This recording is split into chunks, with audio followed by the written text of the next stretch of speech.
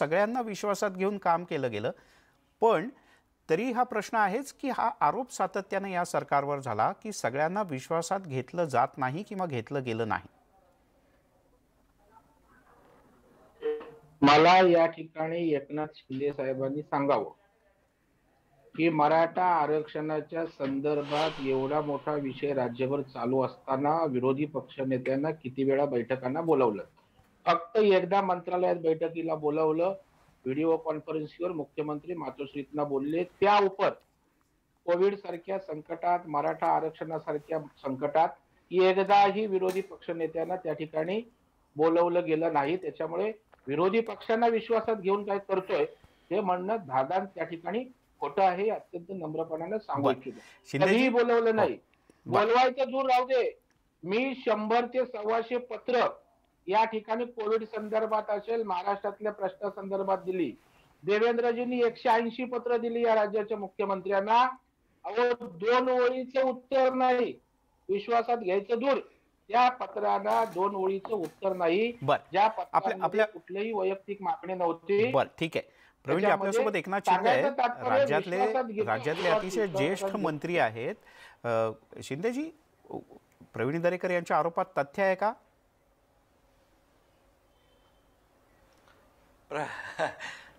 प्रवीण दरेकर साहेब विसरले वाटतं. सह्याद्रीला एक बैठक झाली, त्यामध्ये मुख्यमंत्री स्वतः होते, आपणही होता, विरोधी पक्ष नेते देवेंद्र फडणवीस साहेब पण होते. त्यामुळे आपण प्रत्यक्ष शिंदे साहेब ज्या वेळेला चंद्रकांत दादा होते त्यावेळेला दर आठवड्याला 1-2 बैठका होत होत्या. दर आठवड्याला 1-2 बैठका होत होत्या, ज्यामध्ये तुम्हाला बैठकीत त्या समितीत मी पण होतो. हो, तुम्हाला बोलावलं जायचं ना. आम्हाला किती वेळा बोलावलं? अहो, त्यावेळेस मी सरकारमध्ये होतो स्वतः. नाही, यामध्ये मला एवढंच म्हणायचं आहे दरेकर साहेब, हा मराठा आरक्षण हा जो काही प्रश्न आहे, हा नाही, मी तेव्हा तर सरकारमध्ये होतो ना, युती सरकारमध्ये. आताही तुम्ही सरकारमध्येच आहात. मराठा आरक्षण जेव्हा आपण दिलं त्यावेळेस आपण एकत्रच होतो. अहो, पण साहेब विरोधी पक्षाला आपण बोलवत होतो तेव्हा, आणि त्यावेळेस पक्षाचा प्रतिनिधी येत होता की नाही? नाही, आता एवढंच आहे दरेकर साहेब, आपल्याला हे मराठा समाजाला आरक्षण देण्याची जबाबदारी आपली सरकारची पण आहे. त्याच्यात कुणालाही टाळता येणार नाही. आणि आपण सगळ्यांनी मिळून या मराठा समाजाला आरक्षण टिकलं पाहिजे, यासाठी आपण सर्वोच्च न्यायालयामध्ये जी काही लढाई लढायची आहे त्यामध्ये आपण सगळ्यांनी एक दिलाने एकत्र येऊन आपण काम केलं पाहिजे आणि त्यांना न्याय देण्याचा प्रयत्न केला पाहिजे. एवढीच माझी भूमिका आहे. मी नवी मुंबईत गेलो होतो. नवी मुंबईमध्ये ज्या व्यक्ती मृत पावले त्यांचं पॉझिटिव्ह टेस्ट केले आणि निगेटिव्ह असा रेकॉर्ड अहवाल तयार केलाय. जी महिला गावी गेले तिचं टेस्ट केलंय, तिचा निगेटिव्हचा अहवाल झालाय. ज्याचं टेस्ट केलं त्याच्या घरातली 4 लोक टेस्टिंगलाच आली नाहीत, त्यांचे तुम्ही निगेटिव्ह अहवाल. आपण जो मुद्दा उपस्थित केला होता निधीच्या संदर्भातला, आपल्याला माहित आहे कोविडमुळे काही कामांना आपण थोडीशी म्हणजे स्थगिती दिली, परंतु जी कामं गरजेची आहेत त्याला प्राथमिकता देण्याचा निर्णय मुख्यमंत्री महोदयांनी घेतलेला आहे. आणि कुठलाही दुजाभाव या ठिकाणी केला जाणार नाही. आणि अशा काही प्रकरणं लक्षात आपल्या आले तर माझा नक्की तुम्ही हक्काने सांगा, त्याच्यावर मार्ग काढला जाईल. नव्या मुंबईचं जे काही गैरप्रकार आपण या ठिकाणी केलेला आहे, मी स्वतः महापालिका आयुक्तांशी बोललेलो आहे, त्यांना सूचना दिलेल्या आहेत की अशा प्रकारचं कोविडमध्ये जे लोकांच्या जीवन मरणाचं संकट आलेलं आहे आणि अशा प्रकारचा कुठला अधिकारी करत असेल त्याला बिलकुल त्याचा मुलायजा न ठेवता त्याच्यावर कठोर कारवाई करण्याच्या सूचना आणि निर्देश मी दिलेले आहेत. एकनाथ शिंदेजी, तुम्ही जाहीर केले पण शेतकऱ्यांना पैसे मिळालेच नाहीत, बरोबर ना दरेकरजी? होय होय, जाहीर केल्याप्रमाणे ज्या शेतकऱ्यांना पैसे मिळाले नसतील ती जी काही कार्यवाही आहे ती तातडीने पूर्ण करण्याचं काम राज्य सरकारच्या माध्यमातून होईल. आणि कुठे जेव्हा अशा काही अडचणी प्रश्न निर्माण होतील तेव्हा विरोधी पक्ष नेते दरेकर साहेबांनी नक्कीच त्या लक्षात आणून द्याव्यात, त्याची देखील ती पूर्तता होईल. बरं दरेकरजी, आणखीन काय या सरकारचं महत्वाचं अपयश आहे की ज्याबद्दल आपण आता एकनाथ शिंदेंना प्रश्न विचारू शकतो? आम्ही निदर्शनास आणू, आम्ही यश सांगितलं, फार कमी यश आहे शिंदे साहेब.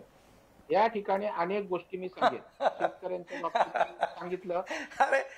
विरोधी पक्षाने सरकारला सूचना केली पाहिजे, काही गोष्टी लक्षात आणून दिल्या पाहिजे. केवळ विरोधासाठी विरोध अहो, न शिंदे करता साहेब- सहकार्याची भूमिका विकासामध्ये देखील घेतली पाहिजे ना. शिंदे साहेब 100% विकासाच्या बाजूने आहोत. अहो दोन्ही विरोधी पक्ष नेत्यांच्या पत्रांना 2 ओळीचं उत्तर देत नाही, याच्यावर काय समजायचं आम्ही? निष्काळजीपणा समजायचा की तुमच्या पत्रांना किंमत देत नाही नक्की यापुढे समजायचं? काळजी घेतली जाईल. त्या प्रश्नाचे गांभीर्यता नाही. यापुढे त्याच्यावरनं तुमची मानसिकता कळते शिंदे या- साहेब.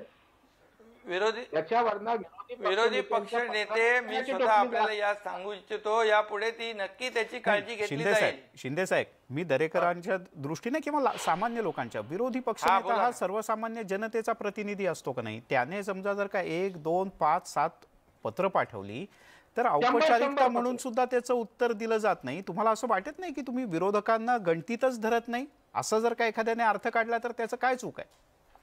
नाही याची आता नाही बघा, आज मला प्रवीण दरेकर साहेबांनी सांगितलेले याची नक्की दखल घेतली जाईल आणि त्याची पूर्तता केली जाईल. हे मी सांगतो ना, स्वतः मी सांगितलंय. दरेकरजी थोडंसं मला समाधान आहे का प्रश्न आहे- नाहीये? हो नाही ठीक आहे. हॅलो बोलतात पण झालं नाही आणि होईल अशी अपेक्षा करतो.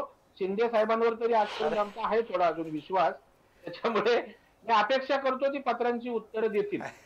याच्यामध्ये माझा प्रश्न आहे शिंदे साहेब, आपण प्रॉपर्टी टॅक्स 500 स्क्वेअर फीटापर्यंत आपण आवाहन केलं अरे होतं. बाबा, काय झालं त्याचं? हो दरेकर साहेब, मी तुम्हाला सांगतो, ऐका ना, मी पण राज्याचा विरोधी पक्ष नेता होतो, तेव्हा देखील थोडे दिवस होतो मी, पण मी देखील पॉझिटिव्हच विचार केला सरकारला. ठीक आहे, जिकडे काही सरकार चुकलं तिकडे लक्षात आणून दिलं, पण सरकारच्या चांगल्या कामात देखील सहकार्य केलं ना त्यावेळेस आपण. शिंदे साहेब, माझं नम्रपणे आपल्याला विचारणं आहे, मी आरोप म्हणून नाही, राज्याच्या जनतेला कळू द्या. या ठिकाणी मला सांगा, मी विधिमंडळामध्ये जे प्रश्न मांडले, देवेंद्रजींनी ज्या त्या ठिकाणी समस्या मांडल्या, आजही त्या ठिकाणी मोठे मोठे प्रकल्प राज्यातले त्या ठिकाणी थांबलेत. आता मराठवाडा वॉटर ग्रीड सारखा जो विषय आहे, त्या ठिकाणी तो प्रकल्प मंजूर झाला, मान्यता झाली, प्रोव्हिजन केली, का तो प्रकल्पाला आपण स्थगिती दिली?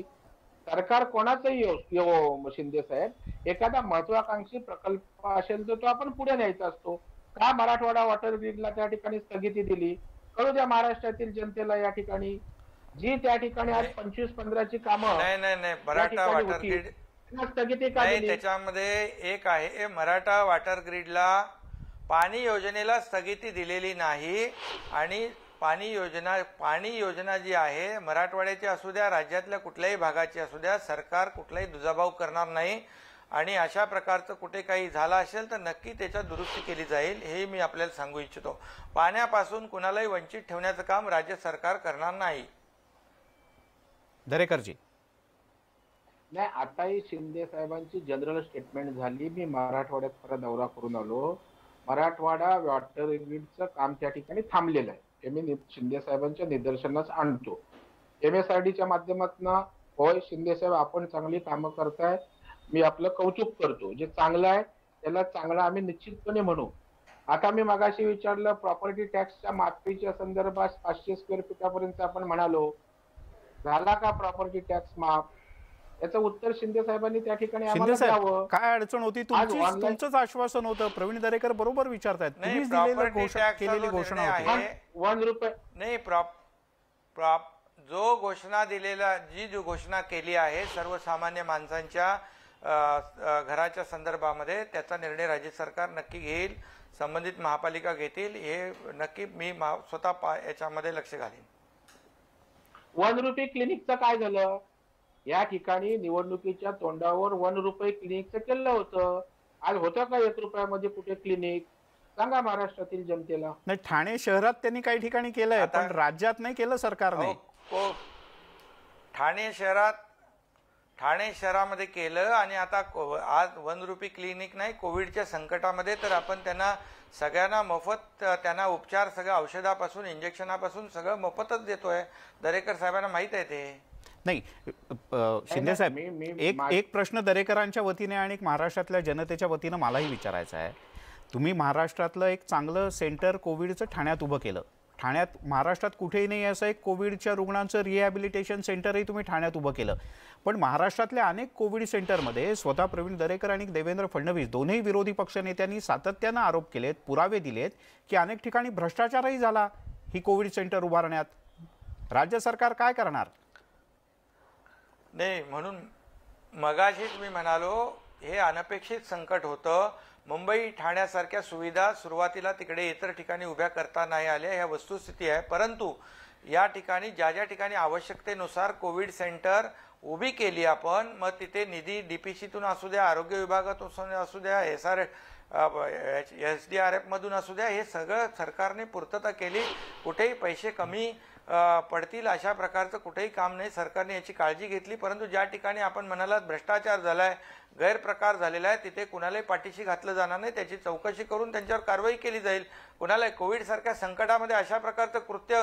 2 प्रश्न फक्त मी शिंदे साहेबांना विचारतो. ठीक आहे. या कृषी प्रधान देश आहे, कृषी क्षेत्रामध्ये बोला. नानाजी देशमुख कृषी संजीवनी योजना आणली होती.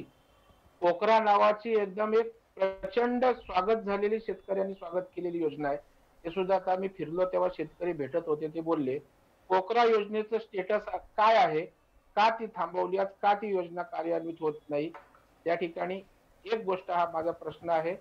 आणि असणाऱ्या योजनांना स्थगिती का दिलीत, ही माझी दुसरी त्या ठिकाणी गोष्ट आहे, विचारणा आहे.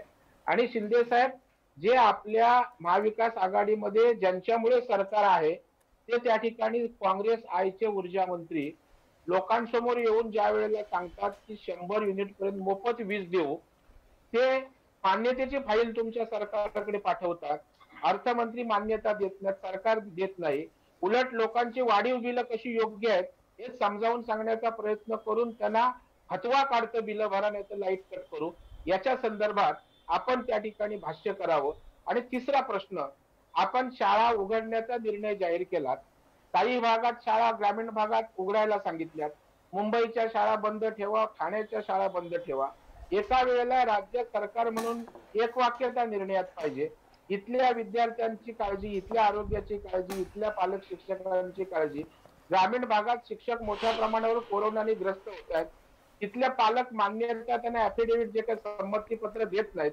अशा वेळेला नेमकी काय भूमिका घेणार? एक वाक्यतेनं निर्णय घेणं आवश्यक आहे. परंतु या ठिकाणी कुरघोडीचंच राजकारण होताना दिसतंय.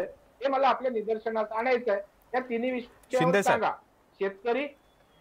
शेतकऱ्यांच्या योजनेला स्थगिती का दिली? कृषी संजीवनी योजनेच्या बद्दल जी माहिती विचारलेला मुद्दा केलाय, तुम्ही नक्की कृषी मंत्री महोदय दादा भुसे यांच्याशी चर्चा करून ही सर्वसामान्य शेतकऱ्यासाठी जे जे काही करता येईल ते राज्य सरकार करतंय. त्यात काही ज्या काही अडचणी आल्या असतील त्या नक्की दूर केल्या जातील, हेही मी आपल्याला सांगू इच्छितो. पोखरा योजनेचं मी सांगितलं ना, कृषी मंत्र्यांशी बोलून यामध्ये काही अडचणी असतील आणि ती योजना जर थांबली असेल तर जर धोरणात्मक निर्णय घ्यायचा असेल तर मुख्यमंत्री महोदयांशी देखील बोलून आपल्याला त्याचं कार्यवाही करता येईल. दुसरं, आपण जे शाळांचं म्हणालात, विजेच्या बिलासंदर्भात म्हणालेला आहात, तर हा म्हणजे खरोखर सर्वसामान्य लोकांच्या भावना तीव्र आहेत, ही वस्तुस्थिती आहे. मी देखील त्याच मताचा आहे. परंतु धोरणात्मक निर्णय असल्यामुळे यामध्ये राज्य सरकार, कॅबिनेटमध्ये तो निर्णय घेतला जाईल, सर्वसामान्यांच्या हिताचा निर्णय घेतला जाईल. आणि शाळांच्या बाबतीमध्ये म्हणालात तर ज्या ठिकाणी परिस्थितीप्रमाणे, जसं मुंबईमध्ये कोविडचं प्रमाण वाढू लागलं आपलं नवरात्र, दिवाळी आणि गणपतीनंतर, तसं ठाण्यातही त्याचं प्रमाण जेव्हा कमी होतं आणि अनलॉक केल्यानंतर काय त्या नंबर्स वाढू लागले, प्रमाण वाढू लागले. त्यामुळे ठाणे जिल्हा प्रशासनाने देखील ठाण्याच्या शाळा 31 डिसेंबरपर्यंत आपल्याला उघडता येणार नाही अशा प्रकारचा निर्णय घेतला. ज्या ज्या ठिकाणी कोविडचं प्रमाण कमी आहे आणि तिथली परिस्थितीनुसार निर्णय घेतलेले आहेत. परंतु या ठिकाणी हा देखील विषय शैक्षणिक विभागाचा आहे आणि त्यांनी देखील निर्णय घेताना, मला वाटतं वर्षाताईंनी निर्णय घेताना हे सांगितलं, स्थानिक जिल्हा प्रशासनाच्या माध्यमातून तिथली परिस्थिती लक्षात घेता शेवटी विद्यार्थ्यांचा देखील आरोग्याचा विषय आहे. त्यामुळे या सर्व बाबींची काळजी घेऊनच कुठलाही निर्णय आपल्याला लादता येणार नाही, हे मी या ठिकाणी सांगू इच्छितो. आणि परिस्थितीनुसार आपल्याला शेवटी हळूहळू सगळं उघडायचंच आहे. आता हळूहळू आपण अनलॉकच्या दिशेने शिंदे साहेब, प्रवीण दरेकर जे म्हणतात ते की राज्यातल्या आणि स्थानिक ठिकाणच्या प्रशासनात समन्वयाचा मोठा अभाव आहे, हा जो प्रवीण दरेकर यांचा आरोप आहे त्याबद्दल काय म्हणणं आहे? कारण तो वेगवेगळ्या स्तरावर दिसतो. म्हणजे मी विजेकडे अजून आलोच नाहीये. विजेचा स्वतंत्र विषय नाही.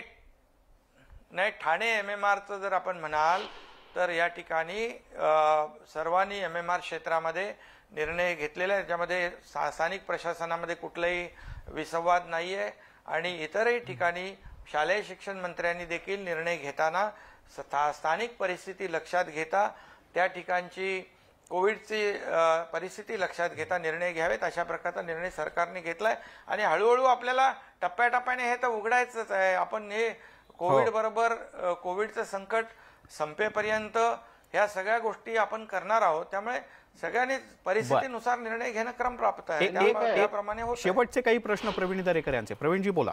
शिंदे साहेब, माझी आपल्याला नम्र विनंती आहे, आपण करायचं आहे ते करा, मागे पुढे होईल. बोला बोला. परंतु महाराष्ट्रातील जनतेचा, ग्राहकांचा अपमान तरी करू नका, त्यांच्यावर विश्वास ठेवा. ज्या वेळेला नितीन राऊत साहेब यांनी सांगितलं नाही झालं, आम्ही समजू शकतो काय कारण असतील, त्याविषयी जनता जाब विचारते. पण तुम्ही त्या ठिकाणी नितीन राऊतनी सांगितलं की आमच्या वीज कंपन्यांवर विश्वास आहे, पूर्ण विश्वास आहे. माझी विचारणा आहे की वीज कंपन्यांवर तुमचा विश्वास आहे आणि ज्या ग्राहकांनी जनतेनं मायबाप जनतेनं तुम्हाला निवडून दिलं त्या जनतेवर विश्वास नाही. विजेच्या प्रश्नावर वीज मंत्र्यांनी काही चर्चा केलेली आहे, काही मुद्दे उपस्थित केलेले आहेत, काही स्टेटमेंट्स केलेले आहेत आणि त्यावर आम्ही सरकार म्हणून सर्वसामान्य माणसाच्या बाजूनेच आहोत. कारण सर्वसामान्य माणसांमुळेच हे सरकार स्थापन झालेलं आहे, हे कुणालाही नाकारता येणार नाही. त्यामुळे कोविडच्या संकटामध्ये असताना लोकांना दिलासा देणं हे आवश्यक आहे, सरकारचं काम आहे. आणि म्हणून जो काही बोजा पडणार आहे या संदर्भामध्ये मुख्यमंत्री महोदय, राज्य सरकार, कॅबिनेट, मंत्रिमंडळ या सर्व लोकांना शिंदे साहेब 8 डझनभर मंत्री आहेत, त्यांना तर 4 महिने विजेचं बिल सुद्धा आलं नव्हतं. आणि ज्यांची घरं बंद होती, जे गावी होते, कुलूप बंद असलेल्या घराला 15-15, 18-18 हजाराची बिलं आपल्या ठाणे शहरात सुद्धा तुमच्या आलेली आहेत.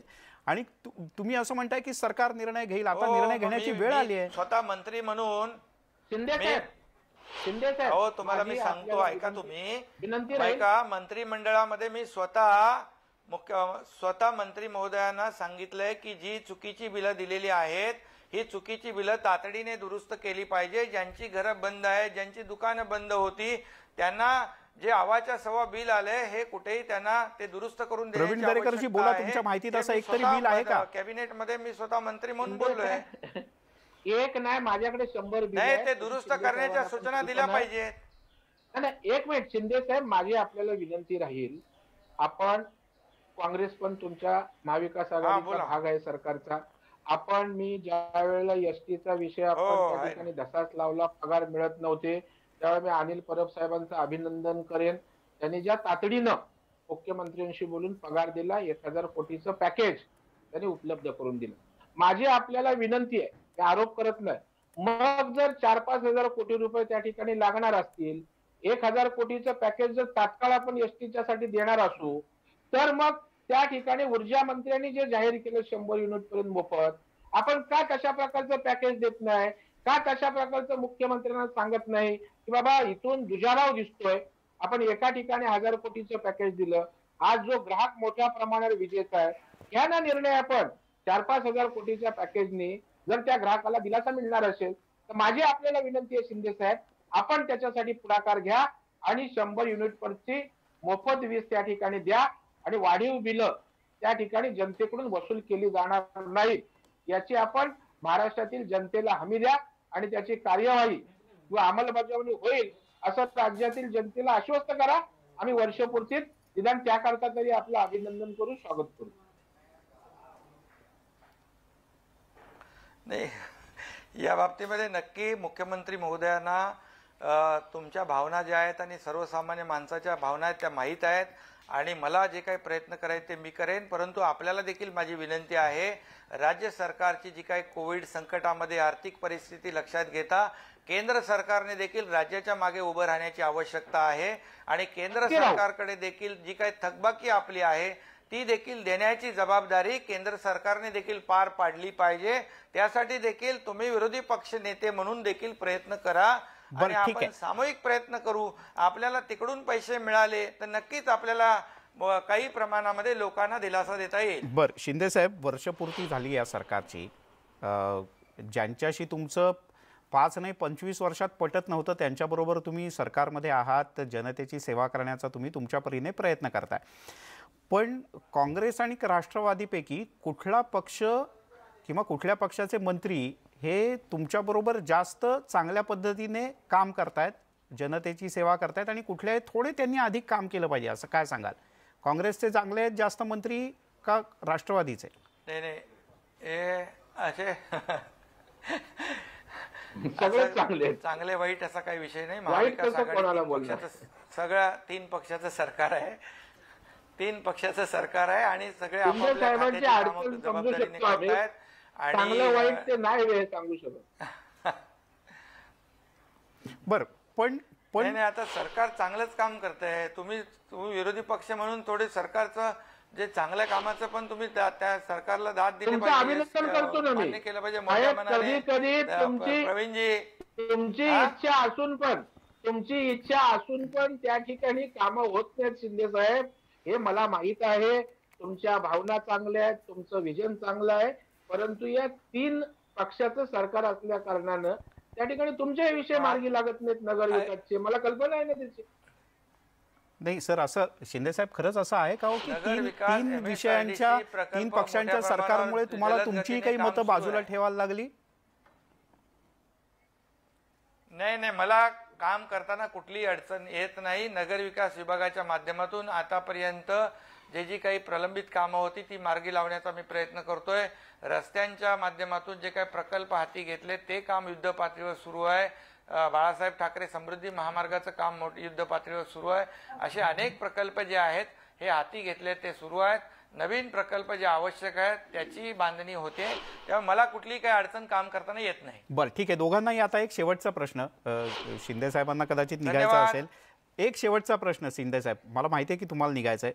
नाही, प्रवीण मला दरेकरजी, दुसरीकडे, तुम्ही जसं शिंदे साहेबांचं अभिनंदन केलं, मगाशी अनिल परब यांच्या करता म्हणालात की एसटीच्या करता त्यांनी धाडसानं कर्ज घेतलं, लोकांना पगार दिले.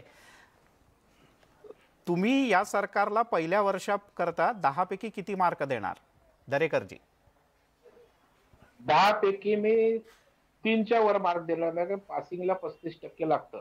त्याच्यामुळे पूर्णपणे राज्याच्या जनतेची सेवा करण्यात हे सरकार नापास झालेले आहे. त्यामुळे 35 पासिंगचे पण मार्क्स मी देऊ शकत म्हणजे या फक्त 2 मंत्र्यांचं अभिनंदन आणि बाकीच्यांना 3%पेक्षा म्हणजे 35% कमी मार्क. 3% आले. हो दरेकरजी, नगरविकास खात्याला तर तुम्ही मार्क द्या.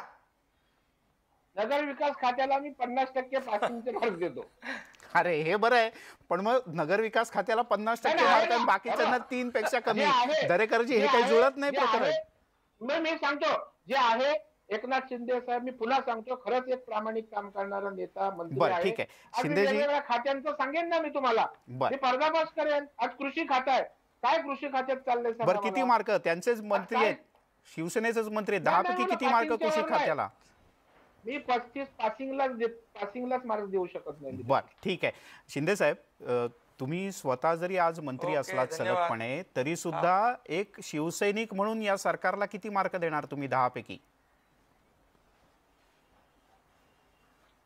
अरे सरकार म्हणून मला 10 पैकी 10 मार्क देणार नाही. अहो पण असं तर असत नाही ना. वर्षभरामध्ये चांगलं काम झालेलं आहे सरकार म्हणून. असं तर असत नाही. शेवटी 2 गोष्टी तर राहून जातात.